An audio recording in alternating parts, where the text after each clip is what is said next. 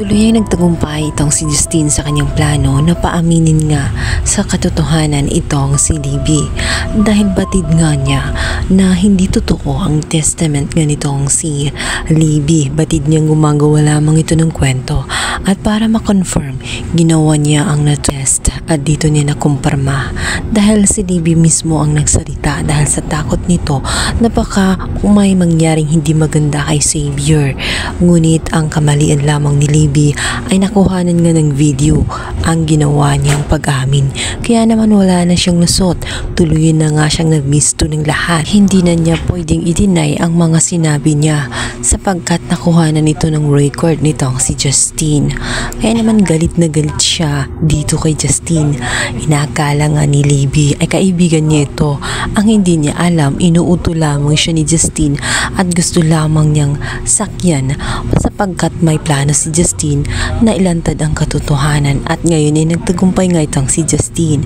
Galit na galit si Libby dahil sa kanyang sobrang galit ay sinabunutan na nga niya itong si Princess. Ayon sa kanya, kung ano man ang nangyari sa kanya ay dapat hindi na siya naginarte sapagkat deserve naman niya at sanay naman siya sa ganoong lugar. Ibinabalik lamang umano niya si Princess sa kanyang kinalakihang lugar. Pagmamataas na sabi nga nitong si Libby.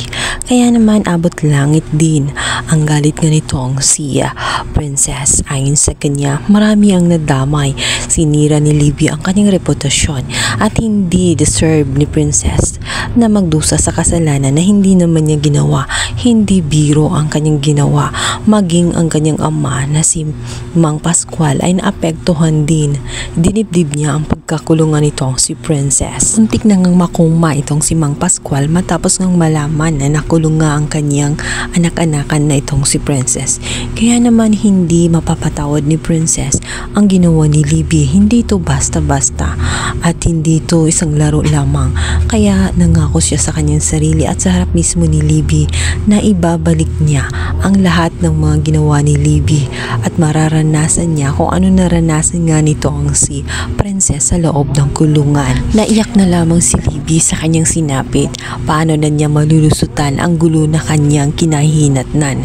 Ngayong bistado na siya at malamang ito nga si Xavier ay hindi na rin mapakali maging itong si Justine, lalo't hawak-hawak nila ang record kung saan nagsalita mismo itong si Libby na frank lamang ang kanilang ginawa at agad-agad nga nilang ipapakalat ang video nang malaman ng lahat at malinis ang pangalan nga nitong si Princess. Pahanga si Princess sa ginawa nga nitong si Justine dahil sa kanya nalaman ng lahat ang pinagagawa nga nitong si Libby at ngayon malilinis na niya ang kanyang pangalan.